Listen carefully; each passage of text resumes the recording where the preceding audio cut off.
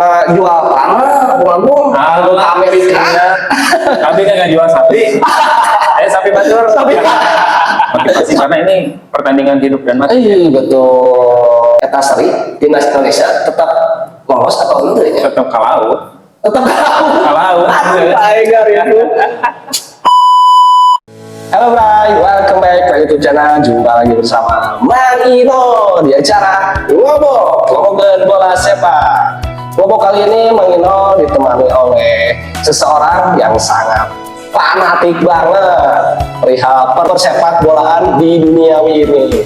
Please welcome Bung Agung. Magic, apa kabar Bung Agung? Alhamdulillah, saya Mang Ino. Bung Agung ini adalah ketua BOIM, Bobotoh Infomedia. Biar teman-teman tahu BOIM itu apa sih? Oke, Bung. BOIM ya, BOIM awalnya BOIM 37. BOIM itu kita punya komunitas namanya BOIM 37, itu berawal dari kantor kita dulu di Jalan Malabar. Oh ya, di Malabar ya. Malabar nomor 37. Nah, BOIM itu apa? BOIM itu karena kita pendukung Persib. Oke. Kita adalah Bobotoh yang berada di ruang lingkup Infomedia. Gitu. Ada kebetulan waktu itu kantornya di 37 nomornya. Tapi sampai sekarang nggak masalah itu, BOIM 37 udah settle namanya itu. Jadi yang penting sih kita silaturahminya ya. Masih sering berkumpul, berkomunikasi, dan ngaliwat ini. Ngaliwat, mancing, selain nonton Persib di stadion ya. Mantap nih. Sangat spesial sekali Mang Ino kedatangan ketua BOIM di acara Ngobok ini. Sangat magic sekali. Tapi mohon maaf sekali nih Bung Agung, kita gak ngobrolin Persib dulu nih, sedikit apa ya namanya belok lah gitu. Karena kemarin sempat ada pertandingan yang sangat hot lah gitu, yang sangat ditunggu-tunggu meskipun medok gitu. Tapi apa kabar dengan Persib lah, sedikit-sedikitnya gitu. Kemarin habis menang ya, habis menang melawan Borneo nih Agung. Oke, Persib alhamdulillah sebelumnya melawan Borneo. Ya.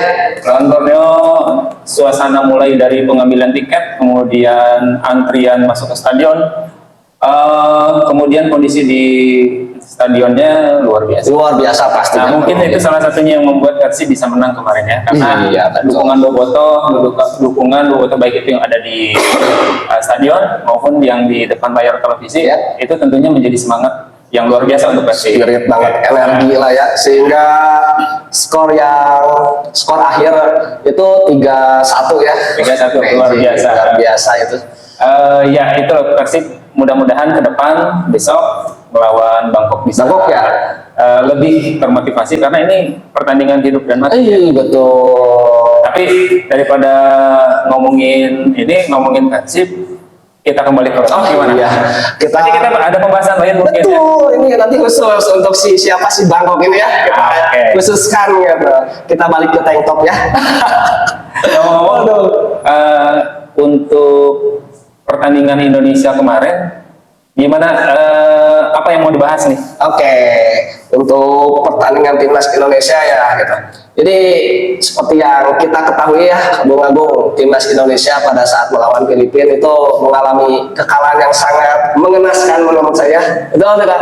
Menyakitkan hati semua pendukung betul. Karena ini pertandingan yang sangat menyita perhatian publik gitu.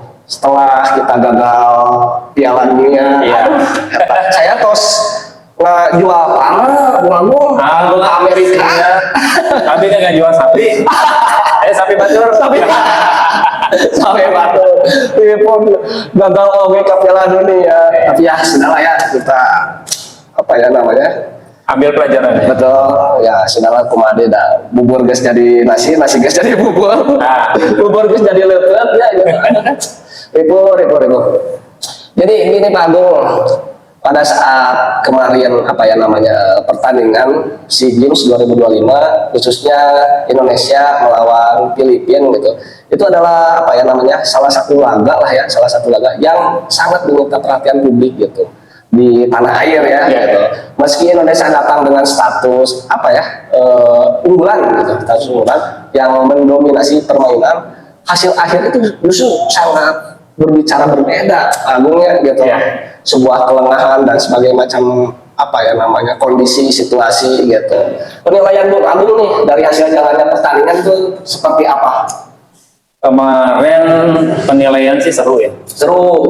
Nilai plus lah buat Indonesia. Karena kita lihat dari babak pertama Indonesia terus menyerang ya, banyak serangan-serangan yang membuahkan peluang. Ya, tapi sayangnya memang tidak membuahkan hasil, tidak dikonversi jadi gol. Jadi gol, betul. Ya, saking serangan-serangan yang dibangun itu baik dari open play, kemudian dari bola mati, itu cukup mengancam Filipina sebetulnya. Sebetulnya. Tapi entah kenapa penilaian yang kurang baik muncul di akhir babak kedua. Pertama ya. Jadi di akhir babak pertama itu penilaian saya entah sampai menyebabkan lalai atau memang ada strategi yang bisa menemukan celah sehingga ketika terjadi bola mati lemparan ke dalam asa si Ganu barang itu si Ganu bingung gitu. Jadi koordinasinya tidak berjalan lancar sehingga ada celah yang bisa dimanfaatkan. Jadilah gol kita kebobolan gitu. Kurang fokus pada saat itu gitu. Masuk ke nanti juga sidang kayaknya aduh nggak tahu benar ya mungkin itu antara strategi konsentrasi dan juga faktor kelelahan bisa jadi. Kalau menurut saya mah karena sudah nggak fokus Bung Agung, karena saya coba sidik kiri gitu. Coba sidik kiri. Wah, babak pertama ini kita udah nggak bisa mencetak gol nih. Kita coba recovery di babak kedua dan habis-habisan gitu. Jadi pada saat injury time itu kayak yang karena itu tadi ya udahlah gitu. Ternyata di akhir penghujung karena penyebab itu kan kurang fokus itu, memang bahaya sih. Itu di menit-menit krusial itu memang pada umumnya harus fokus sampai peluit dibunyikan gitu. Betul sangat disayangkan sekali. Gimana tuh timnas teh asa balik di setelan pabrik asa nol deh asa zaman orang tahun sebenarnya nya tahun hijri. Pokoknya bukan bermaksud untuk mengungkit masa lalu, tapi kita pernah mengalami pasang surut, tapi yang jelas kita pernah ada di posisi timnas itu menjadi tim yang memang diperhitungkan di Asia gitu ya. Tapi ketika sekarang ya beginilah kualat juga nama Sinteyong. Soal bisa sih berarti awal 2025 gitu kan, mulai dari Piala Dunia Piala Dunia gagal, Piala Asia U23 gagal, AFF 23 gagal ya, kemudian terus SEA Games akhirnya SEA Games meskipun Cacan gagal tapi ningali permainan Kamaria pasti gagal. Berat artinya ketika ke depan ini kan untuk pertandingan pertama seharusnya menjadi pertandingan yang memang menjadi modal. Pertandingan pertama lancar menang berarti udah punya tabungan poin dan minimal secara mental pun timnas akan naik lebih kuat dan juga gitu. Tapi kan meledokeun botol aku aja nanya si Panjelan pemain dia saking kesal itu udah jika nama tim taktik waktu jalan atau kumaha timnas Indonesia 2025 teh benar-benar kembali lagi ke setelan pabrik menurut saya gitu sampai detik ini. Berarti tetap dari pihak manajemen, pelatih maupun pemain itu harus evaluasi. Betul, itu harus sangat dievaluasi. Tapi menurut Bung Agung nih dari pertandingan kemarin meskipun kalah, tapi apa sih yang positifnya gitu di pertandingan kemarin? Nah, positifnya tetap ada. Kalau menurut saya positifnya kemarin tuh mulai dari sisi taktik awalnya berjalan dengan lancar, itu terbukti dengan permainan anak-anak timnas ini untuk melakukan gempuran-gempuran, gempuran melalui open play, kemudian melalui bola-bola mati pun, ya itu yang tadi saya sebut di awal. Jadi memang ini menjadi peluang. Kemudian untuk secara ball possession juga secara keseluruhan pertandingan timnas menguasai di babak pertama, tapi ya, di babak kedua hancur-hancuran. Nah mungkin karena itu ya yang tadi mental, kemudian faktor kelelahan dan taktik mungkin yang memang tidak berjalan dengan lancar gitu. Pas babak pertama itu pakai formasi back 3 back ya, kalau saya lihat gitu.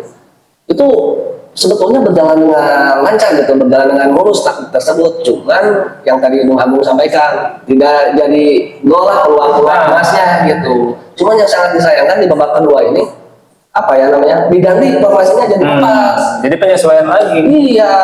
Sedangkan dari Filipina tetap mereka juga nggak mau kalah. Mereka mengembangkan dan antisipasi supaya Indonesia tidak bisa membalas atau menembus pertahanan ya. Pertahanan sangat rapat ya.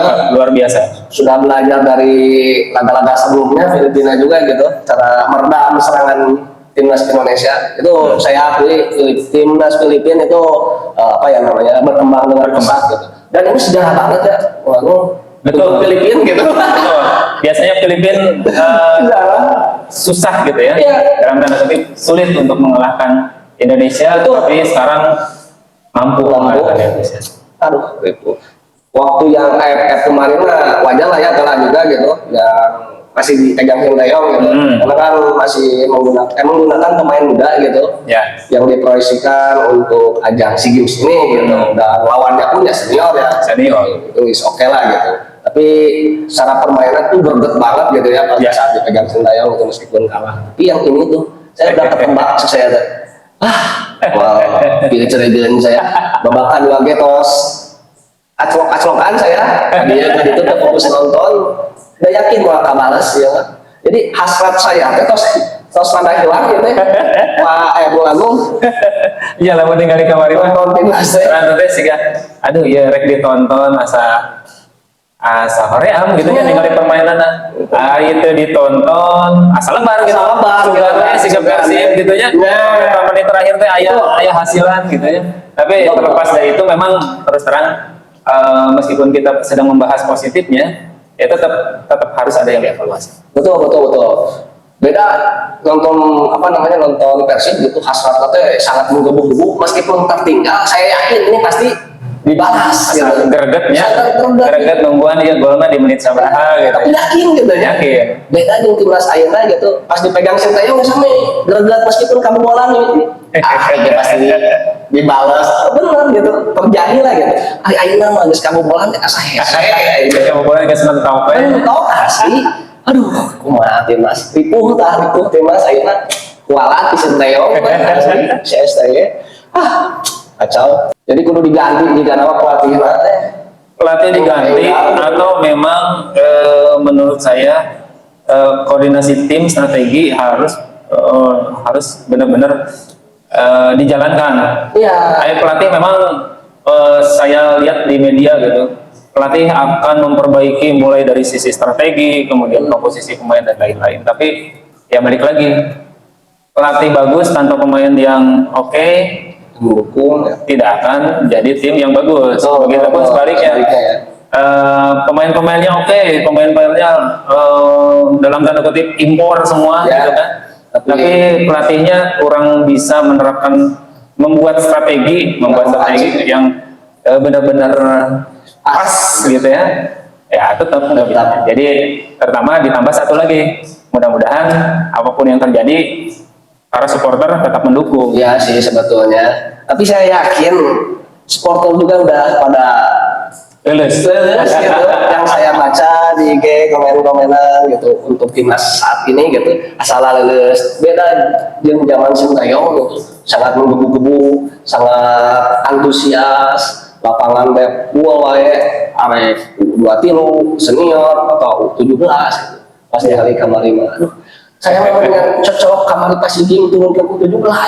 Mendingan gitunya kamari U17 maka tinggal di pisan kekompakanana, terus dari sisi taktik, dari sisi game plan luar biasa. Luar biasa gitu, individunya juga sangat baik sekali gitu, yang turunkan 17 kamu daripada U20 kamari.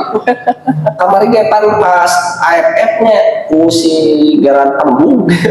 Gerard Tembung ge yang gitu main ieu nya pada geus Ivan jeung anu penyerang asa Mongonya gitu. Nah, aduh make keneh diproyeksikan gitu. Cek saya mau 17 sekalian regenerasinya ya sekali ya ada tinggal potensi banyak ya betul. Saya yakin lebih ngegelnya 17 daripada anu ayeuna gitu. Wani yang diadu nya wani jeung detikna aduh ribu Wah, aku ada dampak gak nih setelah timnas Indonesia mengalami kekalahan dengan Filipina untuk kedepannya gitu? Nah, persaingan pekan grup C ini gitu, dampaknya apa gitu? Ya, terutama di grup C, kalau saya lihat pemain-pemain tim-timnya ini terus bersaing. Ya, betul. Karena Filipina sedang membuktikan bahwa kemarin bisa mengalahkan Indonesia, tentunya ini akan berdampak, hasil kemarin itu akan berdampak kurang baik.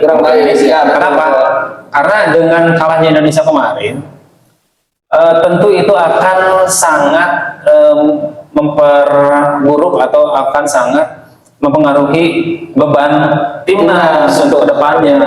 Nah, tantangannya ini harus salah satu dari grup lain itu pertandingan yang lain harus jangan seri. Betul, jadi harus ada yang menang. Supaya itu kong kali kong.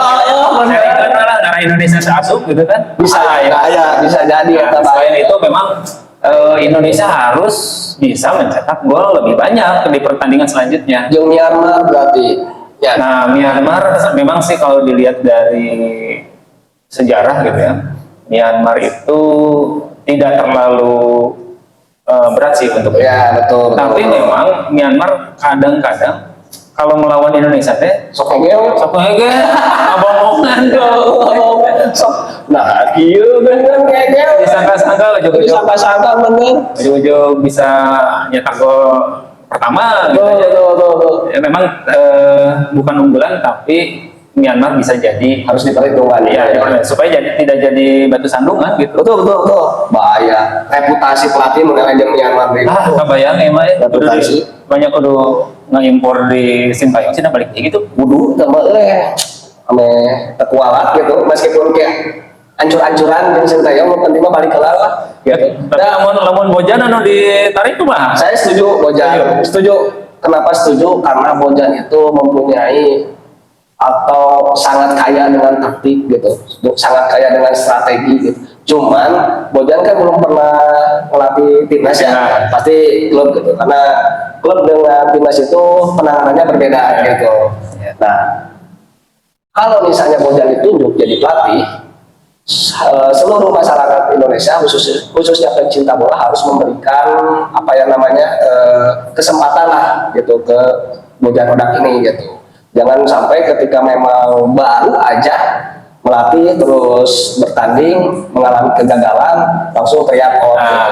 Karena itu tadi penanganannya itu berbeda gitu. Kalau gue kan setiap hari evaluasi gitu. Kalah di match ini langsung evaluasi, langsung latihan gitu.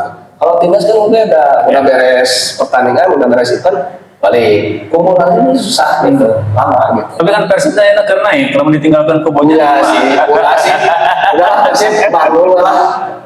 Persib Bojan udahlah menanganin Persib aja biar nanti dampak untuk Indonesianya pun bagus kalau misalnya Persibnya lebih melejit gitu. Nanti apa namanya slot buat ACA-nya ya slotnya itu bertambah kalau misalnya Persibnya naik gitu. Sekarang kalau misalnya ditarik Persib goyang, pasti goyang. Bisa jadi, ya. Gitu. Intinya mah siapapun si pelatihnya, mudah-mudahan malah pelatih yang memang bisa setidaknya memiliki taktik mirip-mirip Bojan. Ya, betul. Karakter seperti Bojan, gitu ya. Ya, betul. Memang masih jadi pro kontra sih kalau memang Bojan seandainya ditarik menjadi pelatih timnas. Tapi aya nama nu aya we nahi gitu nya. Lo penting masih pelatih ke timnas lah. Disiplin jeung keras. Nah, disiplin jeung keras kata hiji pasti maju timnas Indonesia ngomong gitu. apa nyariran dari apa ya namanya segi enak ya nama negatif atau kudu dia lah ya apa aja ya gitu tipu nyata. Berarti timnas Indonesia itu bakalan sulit gitu ya dampak dari kekalahan ini teh meskipun kayak Myanmar menang gitu ya terus harus tergantung dengan apa namanya skor tim pertandingan lain gitu. Ribu mendingan ya. Ribu. Si Gus aya sama. Ribu. Bisa aya faktor baliko. Ribu aya timnas teh. Iya isinya pertandingan iya gitu mau kuduna diedan mah mimiti gitu. Iya. Menang gitu. Iya. Ame ribu kayak gitu nah. Tapi Pak lamun misalnya timnas Indonesia oke jeung Myanmar ieu nya nyiptakeun gol lebih di 5 atau 10 gitu ataupun 1000 gitu. Terus pertandingan Vietnam lah menurut selama di grup lainnya Vietnam jeung Thailand eta seri timnas Indonesia tetap lolos atau gitu ya? Tetap ke laut. Tetap ke laut. Aing itu. Itu emang benar-benar tergantung berarti asa percuma gitu ya. Tergantung karena pertandingan lainnya gitu karena apa ya namanya sangat non sejarah teh sangat tipis sekali gitu peluangnya ya. Kacau jadi ada perbaikannya asa kumaha gitu perbaikan ke timnas Indonesia yang pada saat melawan Myanmar gitu ya perbaikan menurut saya perbaikan itu memang tetap harus dilakukan. Artinya ini untuk membangun mental para pemain, kemudian membuktikan bahwa di ajang ini Indonesia tidak hanya absen hadir saja. Kalau menurut saya, gitu ya. Ya. Jadi asal hadir mudah-mudahan mau kemangke enggak. Jadi tentunya dari tim, pelatih, manajemen dan juga pemain, saya pikir untuk pertandingan selanjutnya tentunya harus mengevaluasi satu untuk membuktikan bahwa eksistensi dari timnas Indonesia itu di Asia tentunya masih bisa diperhitungkan meskipun amit-amit ya misalnya tidak lolos. Dan seperti tadi kalaupun misalnya kita mencetak gol berapa kita memang pertandingan lainnya seri kita tetap tidak akan lolos, setidaknya ketika bisa menang melawan Myanmar asa itu tetap ada. Kalaupun memang tetap tidak lolos, setidaknya timnas Indonesia masih bisa menjaga harga dirinya gitu ya. Asa kumaha manya LDI Myanmar gitu kan. Nah, PR-nya adalah pelatih harus melakukan perbaikan dari sisi strategi. Betul. Kemudian juga untuk pemain bertahan harus lebih konsentrasi lagi, diracik siapa aja yang nanti akan turun karena terbukti kan kemarin ada kelalaian atau ada celah di pertahanan. Kemudian dari sisi pemain tengah juga harus bisa dipilih pemain-pemain yang memang bisa mensuplai dan juga bisa kan memahami apa yang diinginkan striker. Betul itu. Nah, kemudian dari sisi striker harus benar-benar fight, harus benar-benar berjuang. Bagaimana caranya peluang-peluang yang disuplai oleh pemain tengah dan pemain lainnya itu bisa dikonversi menjadi gol. Itu. Pokoknya mah kudu bisa dobrak lah si pertahanan lawan gitu. Betul. Jadi perlu perbaikan gitu meskipun cilit kondisi kapayuna gitu. Itu timnas tapi amazing sekali gitu. Kacau ya ya walaupun timnas Indonesia tampil dominan kamari gitu hasil pertandingan ya membuktikan sekali bahwa penguasaan bola saja tidak cukup gitu. Ya benar. Filipina mampu memanfaatkan satu peluang penting gitu sementara Indonesia tidak berhasil mengkonversikan peluang menjadi gol padahal banyak itu paling itu aja Bung Agung bincang-bincang kita kali ini. Kita next membahas Persib versus Bangkok United ya. Siap. Mudah-mudahan Bung Agung ada waktu gitu. Siap. Untuk tampil lagi di acara ngomong bersama Bang Ino gitu ya. Siap Bang Ino, siap. Kumaha panggilan ya. Oke guys, sebagai penutup, jadi kekalahan dari Filipina menjadi pelajaran penting bagi timnas Indonesia U22 bahwa dominasi permainan itu tidak selalu menjamin kemenangannya. Betul. Meski posisi di grup menjadi lebih berat, harapan belum tertutup. Dengan perbaikan yang tepat dan motivasi yang tetap terjaga, Garuda Muda masih punya peluang untuk bangkit dan membalikan keadaan di pertandingan selanjutnya. Terima kasih Bung Agung Ya, sudah sama-sama Bang Ino. meluangkan waktu di acara Ngobok. Kita ketemu lagi di lain waktu ya. Siap. Dan terima kasih juga buat teman-teman yang sudah menyimak, support channel Bang Ino, khususnya acara Ngobok gitu ya. Jangan lupa like, share, dan subrek supaya Bang Ino lebih gacor lagi bikin konten-konten bola berikutnya. Akhir kata, Bang Ino ucapkan